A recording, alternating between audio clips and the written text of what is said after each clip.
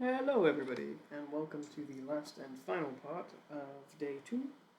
I might carry on with today because I've realised that because I've started on Wednesday, I don't want to do this Monday through Friday every day. I have to do it on the weekend, and I think maybe I don't want to work on the weekend too much. I don't know. We'll see. So, today's cleanup, and I've done one frame here where I've kind of cleaned it up, and I can see a lot of issues that arise with it, but to be honest, um, I don't think I'll go back and change them because I don't really want to. So what I did is I actually went back and I made the head a bit bigger. People notice quite apparent here. See, I didn't do these last couple of frames, but they're the same size. So we did one frame, and we can see all the problems with the Mickey Mouse right here. For one, his body is way too long, his hands are too small, and his arms are too long because his head is too high. Yeah, so that is the kind of key problem with it, but we're at a point now where we're just going to keep going forward. And we learn for next time. So tomorrow is the walk circle, so that would be a big one. So the thing about cleanup, which is what this is that it's a lot of going back and forth and trying to get the perfect line.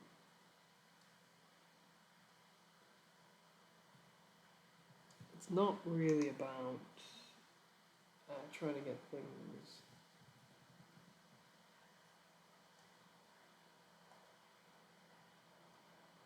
Yeah, it's not really trying to get a certain animation principle or anything like that. So there's no real shortcut to this one. It's just if it looks good, you've done it. If it doesn't look good, you've not done it.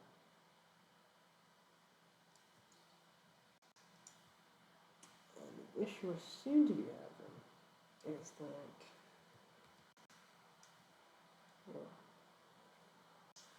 see, I didn't also I forgot to do the kind of hair of him.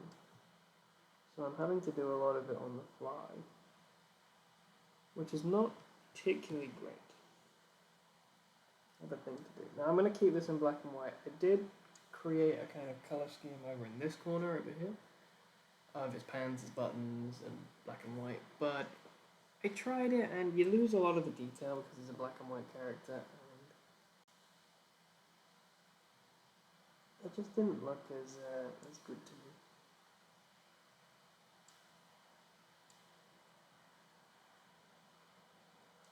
So this is, to be honest, this is probably the most important step because it's the finishing piece, but it's by far the most important. So there's not much to really talk about here. I will say though, for Japanese anime and people wanting to study this, you wouldn't do cleanup with a brush. Well, you could do, but it's not. There is actually a better way to do it, especially in OpenToonz. You'd want to use find it. Where is it? I think it's geometry. Yeah, you want to use the geometry and the line or polyline tool. I don't really remember. And you like kind of like using Illustrator or something like that. You point out the lines and you try to get them as perfect as possible. And the reason you do that is because you can use a lot of these manipulation tools, pulling it, pushing it, and it retains a nice flow to it. It also keeps that very good geometric perfection that you'd want. Personally, for this animation, I don't want it. I want the kind of pencil. I use the brush. I use a vector brush because of the whole color changing thing. You could make it more light. Terrifying.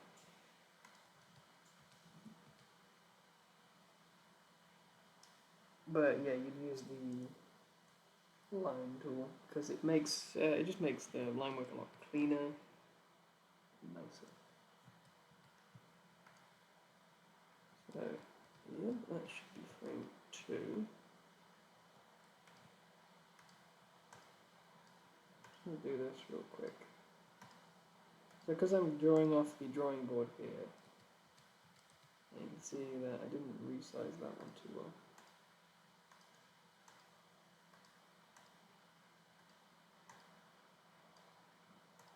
The reason I'm doing this is because I can use the comma and the full stop key, and that goes through the frames really quickly, so I can flip through them very nicely. One thing to keep in mind is that if you're drawing a line and then you use the comma or full stop key, it will not be undoable. You'll have to rub it out. So I don't know why it does that, it just does.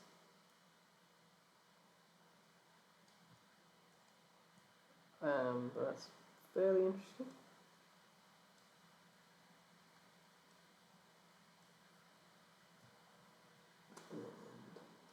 And yeah, there's not a lot to say about this. I could probably talk about animation theory a bit more than to do, or what's going to happen in the occurring weeks of this practice. So I don't know if I'm going to do this or not, but I want to do these videos for YouTube. So I'm making thumbnails as well for them, which is pretty fun. Because they don't have to be skillful, they can just be stupid, which is perfect. And I just kind of have a bit of fun with that.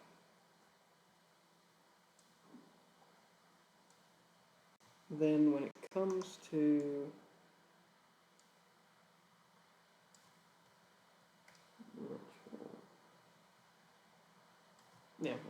make thumbnails of it.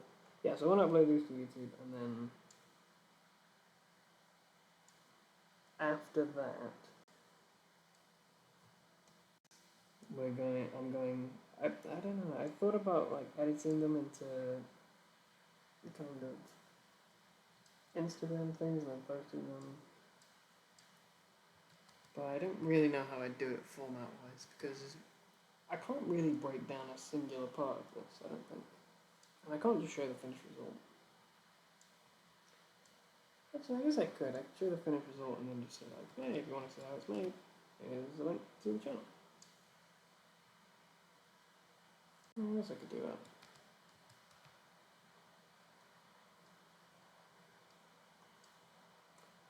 So this week is Mickey Mouse, who is he's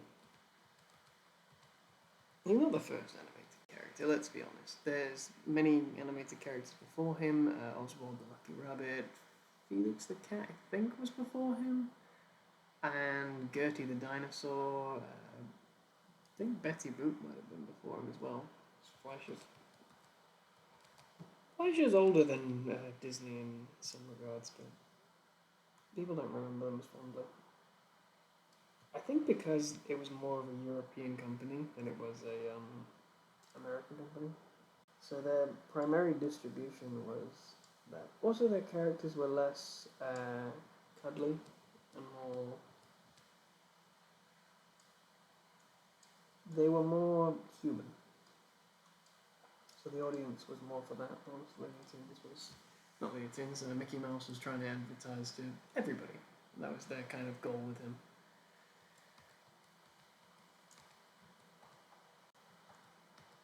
And it worked. I mean, look at him. He was the face of animation.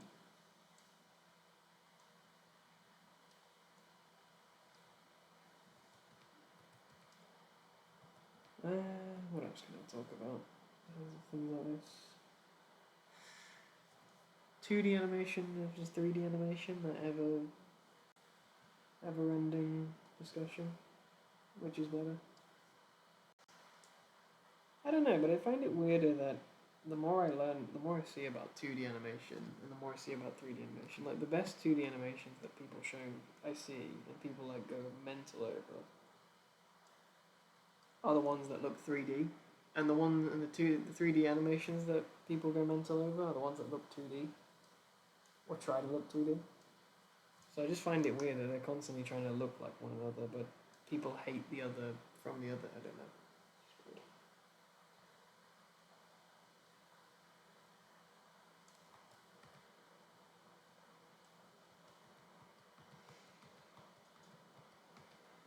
I am enjoying this though. I don't think it's any good, to be honest, but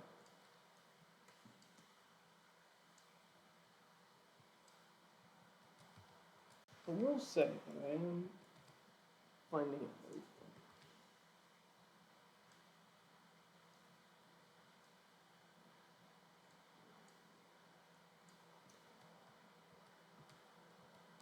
So there is that.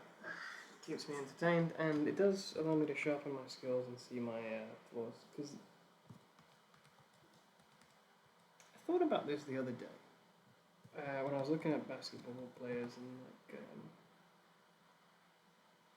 I was looking at basketball players and people, and I was thinking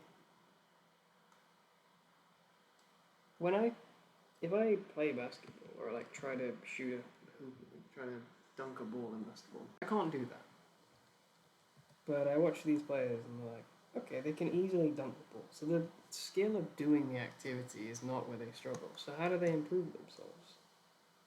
Because how does one person dunking the ball be better than another person dunking the ball? It's like, well, because the passing is not as good and things like that. And you can look at it openly and have analytics explain like, oh, his passing was 30%.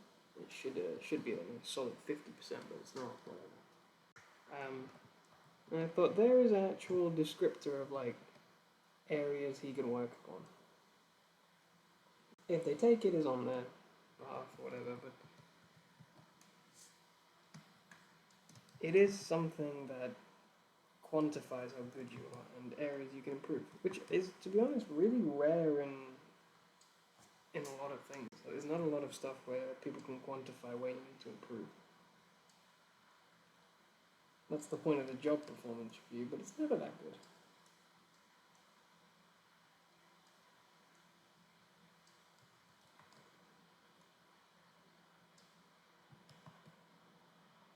They just say like, oh, you didn't do your goals, whatever.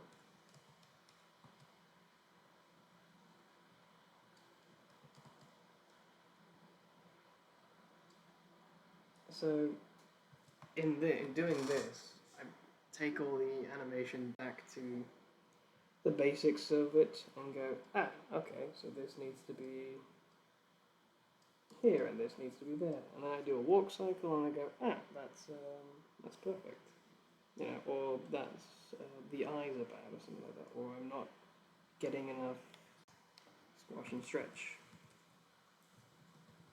It allows me to take a step back and go, what are my flaws? Which is great, because you don't get a lot of that self-analytical stuff. A lot of people go back to sort of education, which is great, and it's a really great idea for it, but let's say you have 12 steps, and step 5 you're not doing too great on. You really just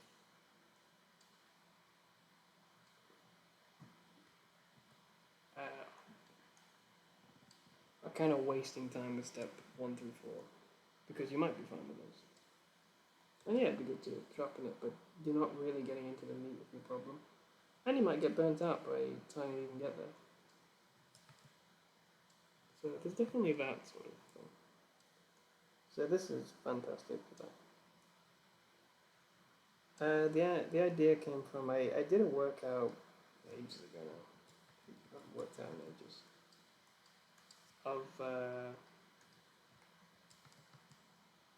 And it was an 8-week gym routine, which is apparently pretty normal for a gym routine. And I thought, well, what if you could break down the sort of approach that people take to the gym, what I took to the gym then, and apply it to just learning a different skill. The issue with it is that you need to know what corresponds or what is the relationship to one thing. So for example, I chose the take or the reaction because it's a great way to do some acting with a character, and you'll easily see if you're right or wrong with the character. So for example, I've seen a lot of flaws in my Mickey Mouse at the moment that I could improve. keep in mind this is not only day 2, but like hour 2 of studying the character. For a job, like you can spend a lot more time really getting in the nuts and bolts of the character and knowing them in and out a lot more, which is brilliant. And I always think that the more you study a character, especially in animation, and the more you live with that character, the better your animation will be.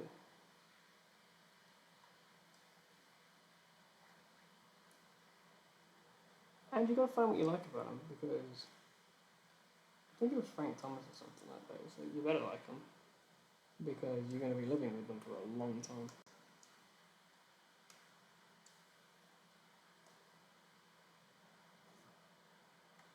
In terms of animating characters, whatever you're best at, you'll get. I've seen that that's what you'll be stuck doing.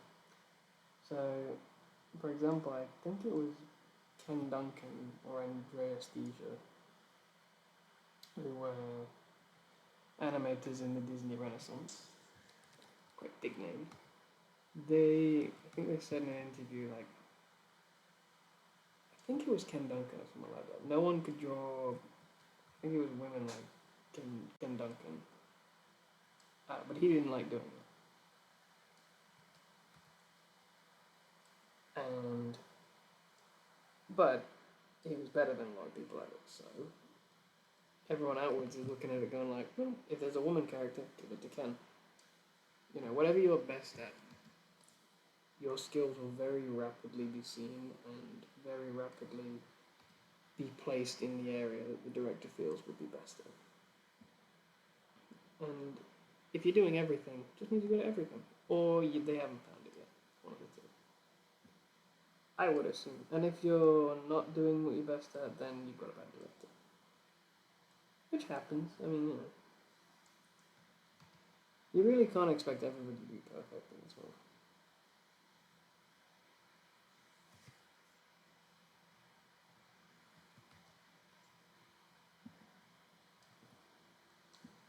I mean, look at the old Disney stuff. The Bambi and things like that. They look great, but you can clearly see that they're a lot better than the original deers that they drew for Snow White. Because they were evolving and they were learning. They didn't know how to change things until they tried something. And that's the same with anything. Is you don't know how to get better or you don't know how to improve at something until you try something. Or until you've been exposed to what you need to what you need to improve at.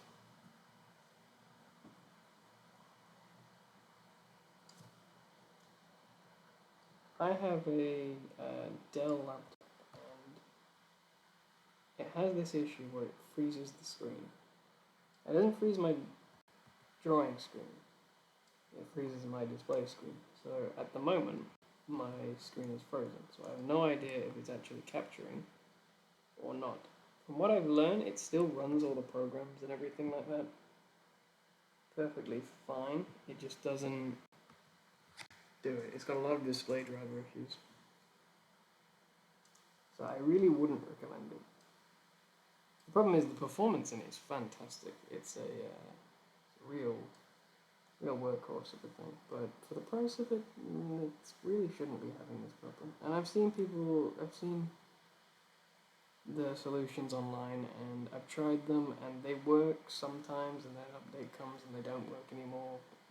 An update goes and it does work. It's very hit or miss. So there is no real solution for it.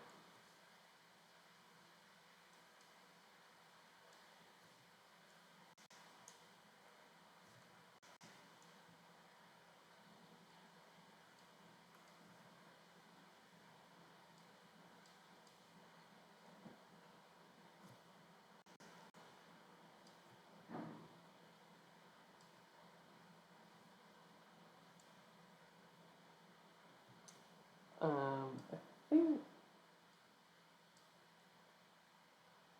it might just be like a factory fault, you know. There's a big trend in laptops that I've found recently. They're trying to make them more lightweight. So every single laptop I would be like, it's now only 2 kilos or something like that, which I don't care about if it doesn't work. Like if it's 2 kilos but 500 times worse than a 4 kilo laptop, I really don't care if it's 2 kilos lighter. But it does seem to be the big trend of making everything lighter. It's really just adding portability to it. It also feels like a lot of technology nowadays is meant to die. It's like it's built to last a minute.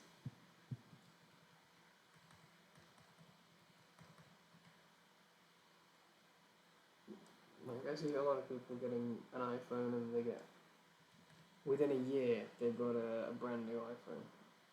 I'm like, oh yeah, it's the iPhone 43. Well, I needed it because mine was on fire or something like that.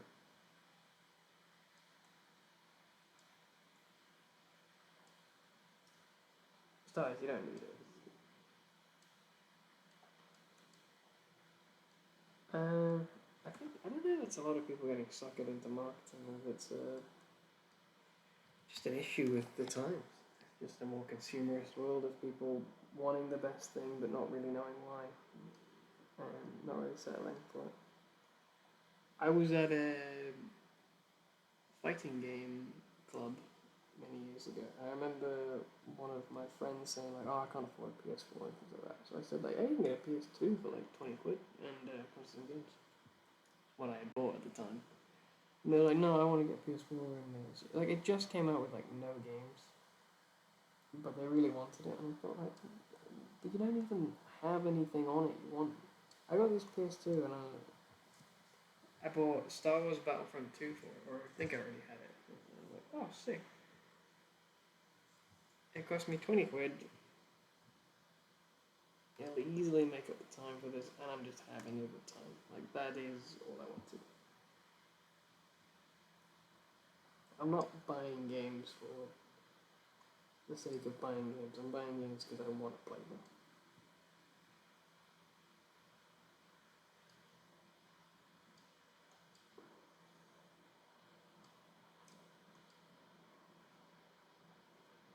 To be honest, I get very jealous of children nowadays with the games they can play. Especially free to play games. Like, there's just so many good ones.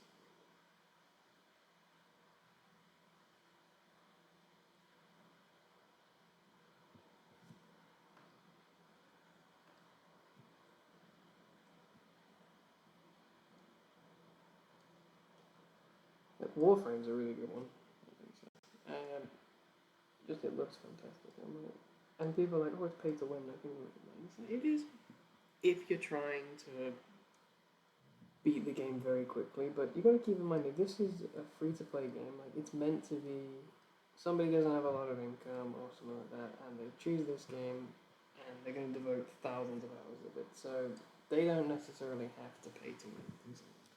They'll eventually get to the thing, and if you give them everything, then you just ruin their experience of it because they're going to be done with this game before you can finish. I'm not saying that pay to win doesn't exist. It does exist, and it is an absolute terror.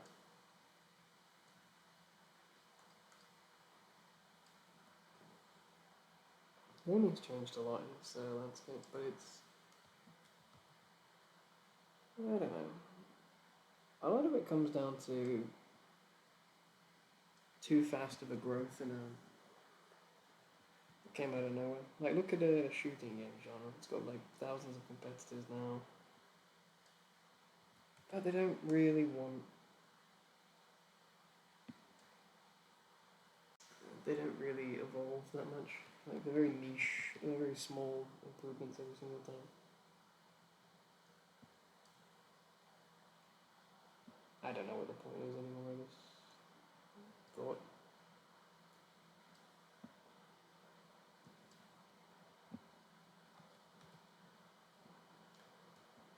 But I've been well, I don't know, should I say it? No. No, I won't say it. I'll save it for another time. That's too thin of an arm.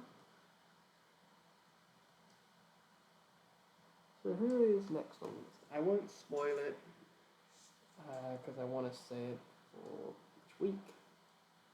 But I will say, currently, I only know what's next week, and then I choose them in the following week, in the week I'm working on them, because I feel like if I chose them,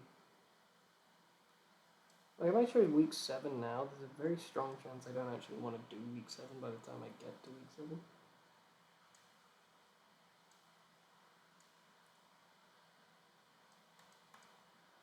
So I feel like if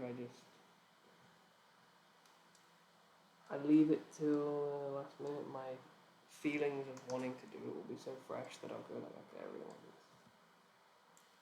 The issue I'm going to have is if I choose someone more complicated, because I don't think this Mickey Mouse is that great. I'm hoping that as I progress through this, I will do a lot better, but that's a long shot.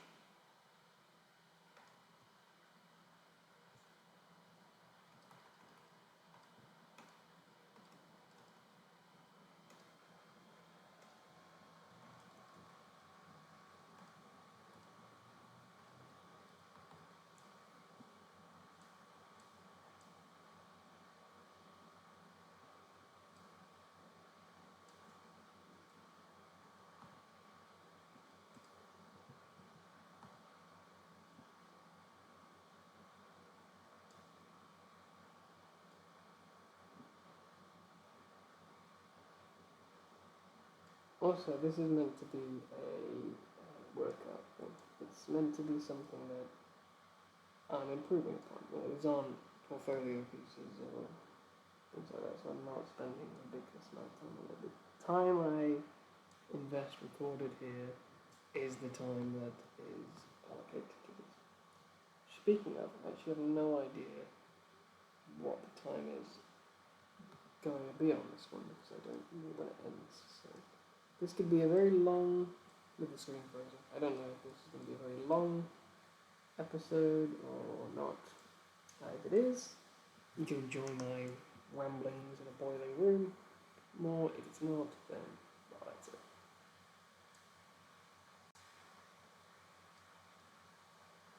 There is something I learned about animation. Lola Bunny, the sort of love interest character for Bugs, was made for Space Jam. That was the first appearance of a which I didn't think at the time. I mean, I wasn't a big Looney Tunes fan. I watched a lot of Looney Tunes growing up, but it was never like I was keeping track of the mythology. I watched it a lot with my grandparents, who very much enjoyed Looney Tunes. Sadly, those times are long gone. But, you know, your memories always live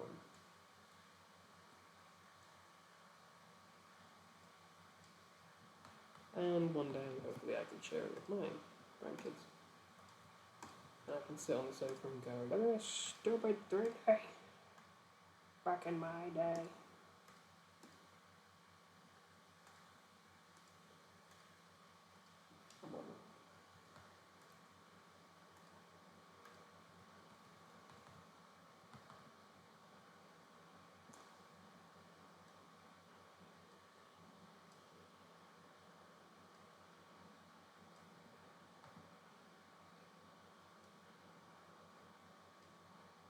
I don't hate 3D, but I just don't feel like it's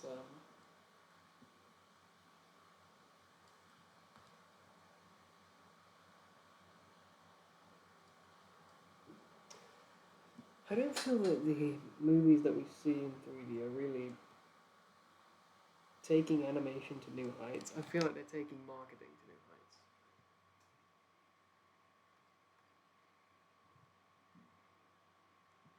For example, I think I don't think Walt Disney really expected Snow White and the Seven Dwarfs to be as popular as it was. I think he expected it to do well, but I don't think he expected it to be as monumental as it was. And there's not really anything about Snow White and the Seven Dwarfs, you know, there's not much marketing opportunity. It's a very short film, it's a kid's story, it's the only thing they can really market is the beautiful artwork in it.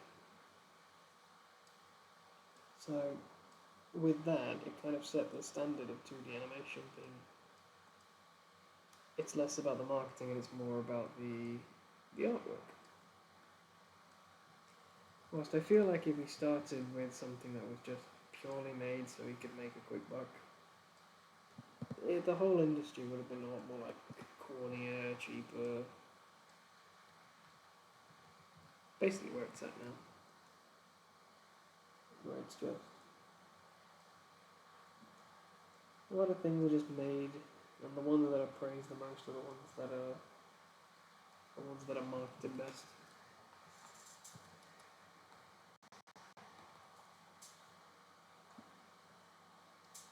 It's quite a nihilistic view of animation, but it's not without consideration.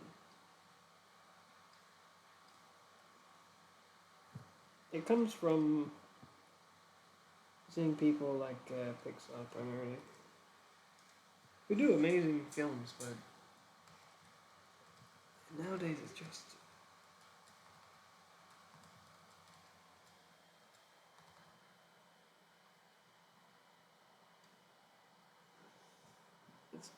it's just kind of does it sell to kids?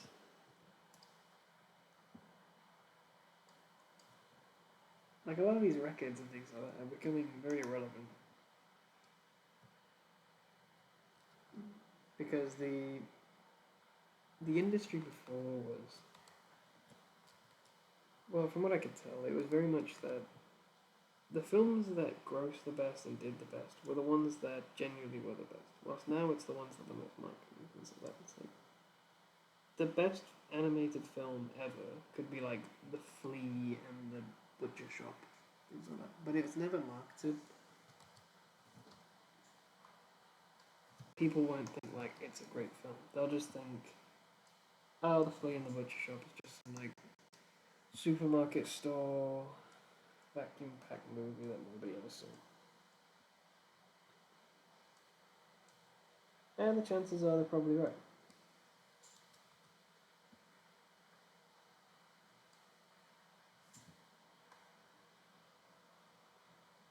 Personally, and this is my opinion, and I've said it to my brother a lot, and I think Bolt ruined the animation industry. I don't like the movie Bolt. I blame that one. Quite of a vendetta against Bolt. Because when it was I think Meet the Robinsons or something like that came before Bolt. And I wasn't overly a fan of it, but I can expect, like, there's some care and consideration going into this movie. There's some interesting scenes, there's some things that are unique in animation that, you know, you can't get a T-Rex. Like, they're not in the real world. So I was like, fair enough, I don't like it, but... Well, I think it's an alright film. But it's not... It is actually trying to do something. Whilst Bolt was a movie about a dog that thought it had superpowers.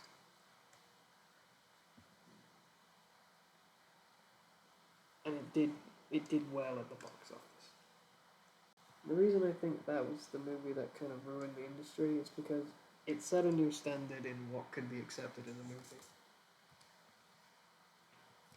You know, no longer do you have to try with a hard story and things like that. You can just make a story about a dog. And since then, we've just had a lot of kind of like lazy writing. Just movies that are like I think Crypto and the Super Pets is the one. Like Superman's dog. Like, really? Out of all the things you could make a movie on, you chose the dog? What is it? It's a flying dog. Brilliant. That's the standard. But I think it comes from Bolton, just that you can make a movie about anything as long as we like it proved to them that the marketing was all that mattered and the animation was secondary.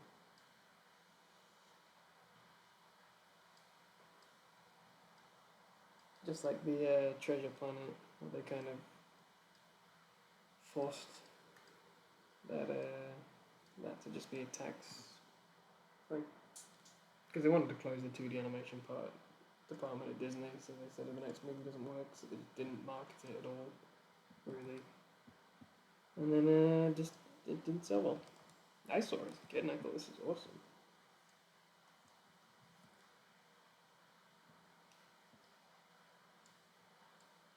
I do think the whole sequel idea of not allowing sequels in Disney films did more harm than it did good. I don't know, because I think if because Toy Story 2 was planned to have a sequel, really, and that sequel's good. It's gone on a bit long now, I'll be honest. We'll be on like Toy Story 8. But it was planned to have a sequel, and the Disney people were like, we don't want to, we don't do sequels yet. And it's like, well, the thing is, if it is a two-part story, like imagine Lord of the Rings was the first movie, it'd be so confusing. So I think their whole anti-sequel movement that they did more bad than it did good.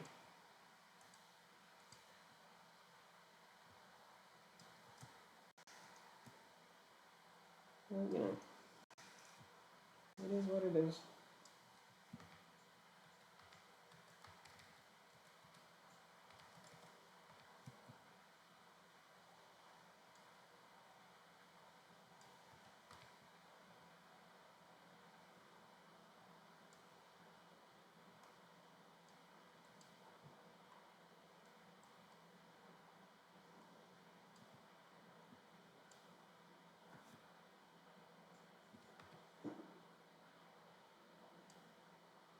I think if you're an animator, you have a lot of ideas in your head, and then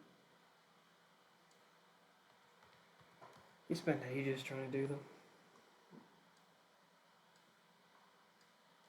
I think that's what happened to Hanna-Barbera. I think they had a lot of ideas, and they developed an animation style that matched them so well that they could make all these ideas so quickly. Because there's a lot of Hanna-Barbera shows. Like, I know people remember like Scooby-Doo, Top Cat, which I don't know how, because it was only on for 1 year, and it wasn't very good. He was just a criminal.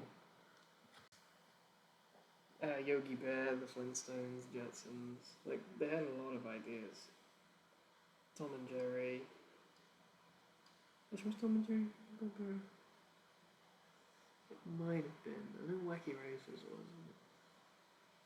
But yeah, they had a lot of ideas, and they developed a style that really suited them, so they could make those ideas. But every animator, I think, has a lot of ideas, and they just want to get them there. And the problem is, not every idea is a great idea, and I think that's another thing that animators learn very quickly, especially when they make a story about something, is that as soon as they get axed to the grindstone, they're like, I really don't think this is going to do as well. This isn't really like, didn't happen for them.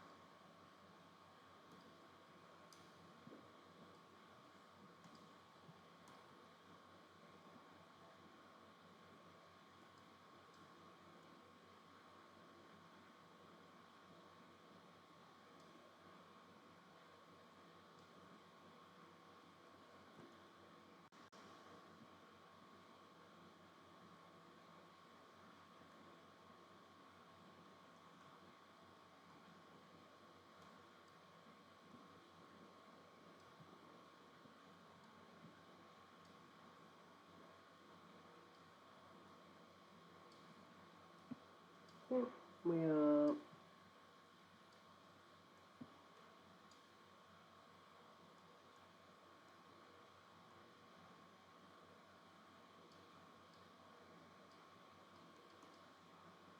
nearly done.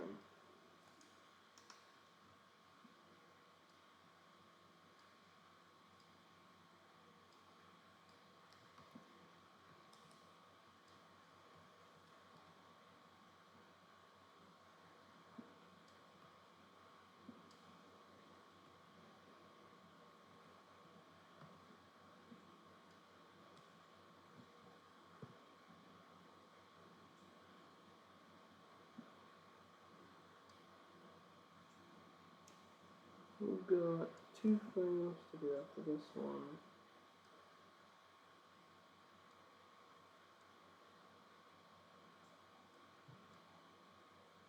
And then we're good.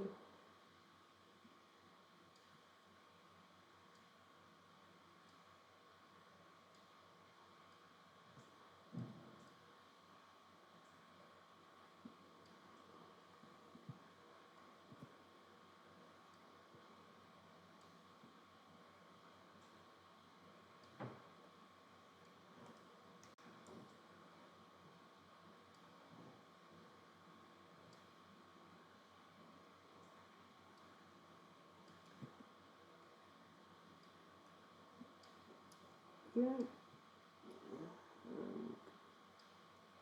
We've got this one.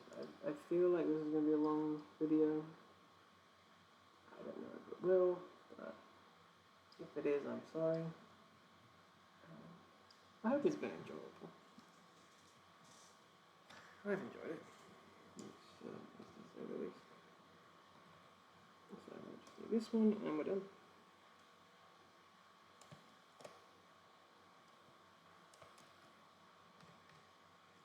Yeah, and that should be it.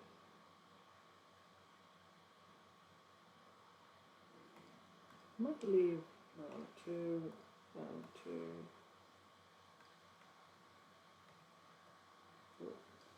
that just so it fills out nice.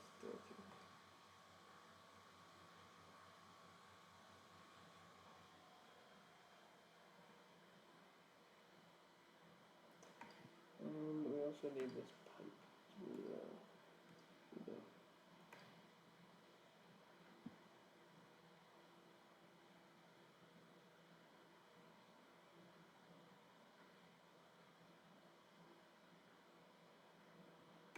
I think I forgot the green part.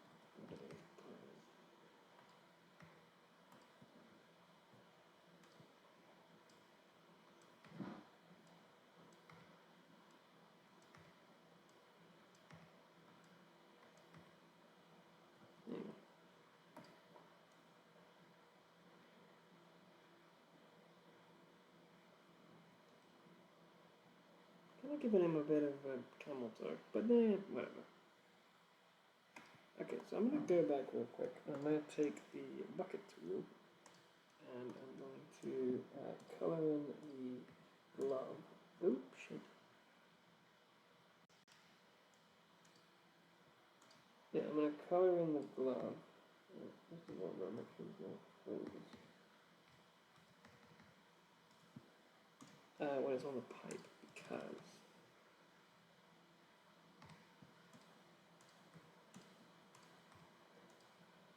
it'll look better.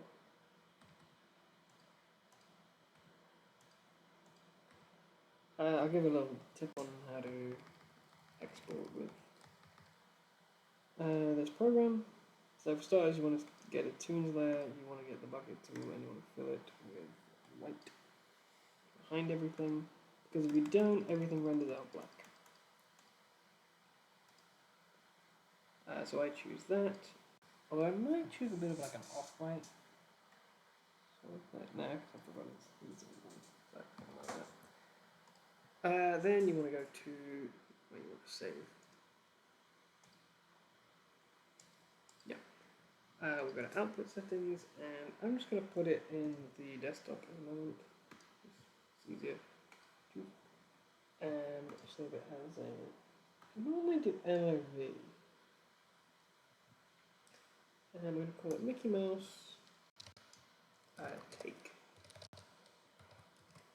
reaction.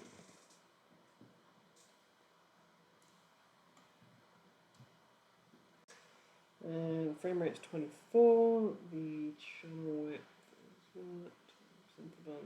Starts at frame 1, it's from 30, can render that. And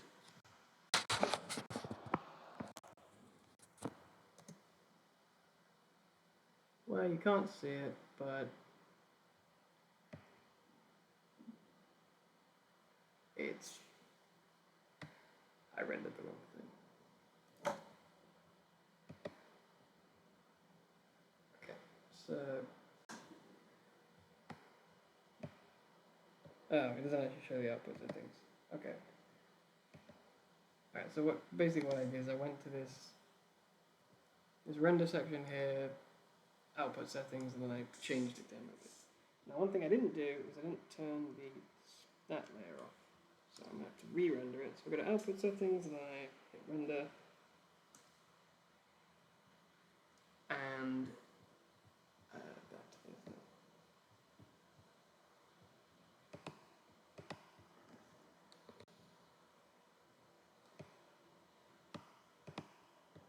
Yes, I need to close that.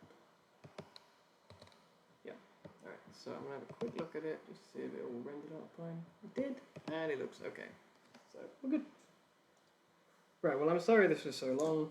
It's 49 minutes, but that is what happens in animation. You just get sucked in. I just don't know what to tell you. It was fun, and this is the thing. Although it wasn't great, I'm gonna be honest.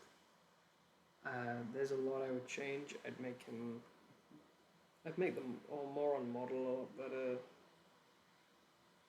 I'd add more of a kind of opening to this. The ears lose a lot of volume. I have a lot of issues with it, but overall I think it's what it is. I hope you've enjoyed. This has been day 2. And I look forward to day 3, which is a walk cycle. So hopefully it should go quicker. I don't think I'm going to do the cleanup as much. I think this is probably just an alright example of cleanup. I'm probably just going to do more detailed sketches.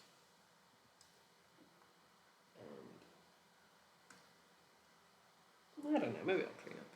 Who knows? Maybe I'll add colour. Do some shading stuff. Yeah, we'll see. But I hope you've enjoyed, and if you decide to come back, I'll see you soon.